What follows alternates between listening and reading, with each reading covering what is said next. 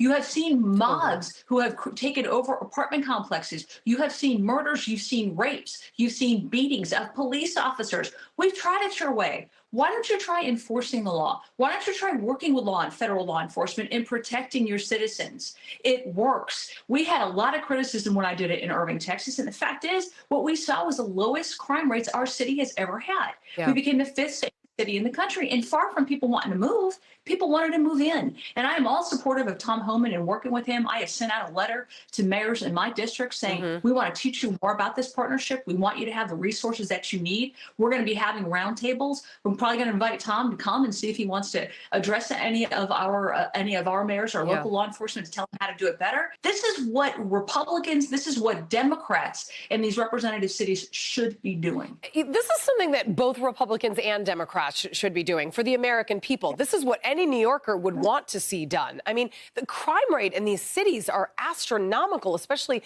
since the pandemic. And a lot of these cities that are Democratic cities just continue to welcome the crime by busing in and allowing illegal immigrants to live for free in hotels. It's got to stop. Incoming border czar Tom Homan said this about the cost, not just the human toll, but the cost of the administration's border plans. Watch.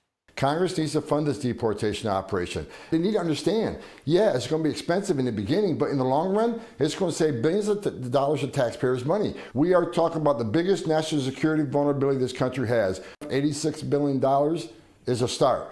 We need at least that to do this operation.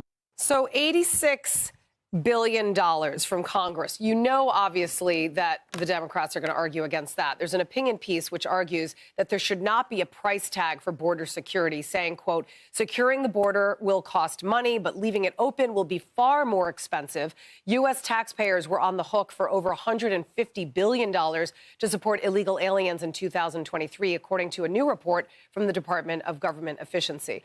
Democrats have no leg to stand on when it comes to overspending, because, I mean, the trillions of dollars that this country is in debt on absolute pork BS. I mean, that this administration has spent money on. This is the future. And the money, you can't put a dollar or a price tag on women and children that are being abused daily and killed. Yeah, you're seeing sex trafficking, you're seeing human trafficking, you're seeing drug trafficking, gang violence, and they're trying to put a price tag on it. But listen to Governor Newsom. Do they have that much money that can actually now just give it away to people who are here illegally? And what do they think that effect is? You're incentivizing people now to come into your cities, into your country, into neighborhoods. And committing these crimes. You're incentivizing. If they have that much money, then they don't need to receive it from the federal government.